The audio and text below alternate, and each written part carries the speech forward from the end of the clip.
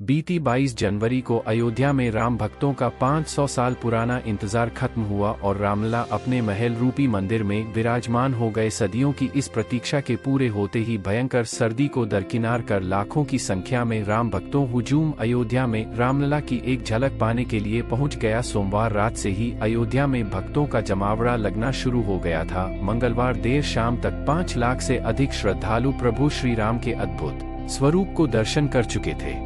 श्रद्धालुओं की बढ़ती संख्या देख कई बार भीड़ बेकाबू होती भी दिखाई दी, लेकिन पुलिस अधिकारियों ने स्थिति को कंट्रोल में कर लिया। मंगलवार शाम लगभग 5:50 पर एक बंदर दक्षिणी द्वार से गूढ़ मंडप से होते हुए गर्भगृह में प्रवेश करके उत्सव मूर्ति के पास तक पहुंचा। जैसे ही बाहर तैनात सुरक्षा कर्मियों ने यह देखा तो वह बंदर की ओर यह सोचकर दौड़े कि कहीं वह उत्सव मूर्ति को जमीन पर न गिरा दे, लेकिन जैसे ही पुलिसकर्मी बंदर की ओर दौड़े तो वैसे ही वह शांत भाव से भागते हुए उत्तरी द्वार की ओर गया।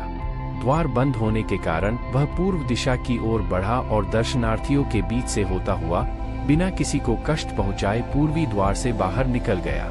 इस घटना को देखकर सुरक्षा कर्मियों का कहना है कि ये हमारे लिए ऐसा ही है मानो स्वयं राम भक्त हनुमान जी रामलला के दर्शन करने आए हों। एक गीत के बोल हैं कि पता नहीं किस रूप में आकर नारायण मिल जाएंगे। कुछ ऐसी ही घटना मंगलवार को अयोध्या के नवनिर्मित राम मंदिर के सुरक्षा कर्मियों को देखने को मिली। इस घटना को देखने के बाद सुरक्षा कर्मियों ने कहा कि भगवान श्री राम का दर्शन करने स्वयं राम भक्त हनुमान आए थे। राम से बड़ा राम का नाम, इसी को चरितार्थ करते हुए अयोध्या की पवित्र भूमि पर एक ऐसा चमत्कारी वृक्ष है जिसकी डालियों, टहनियों और छालों पर भगवान राम का नाम लिखा दिखता है।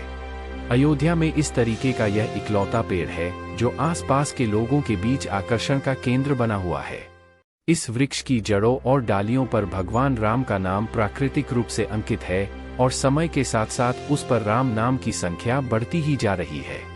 आसपास के लोगों को जब राम नामी पेड़ के इस चमत्कार का पता चला तो उन्होंने इसकी रोज पूजा करनी शुरू कर दी।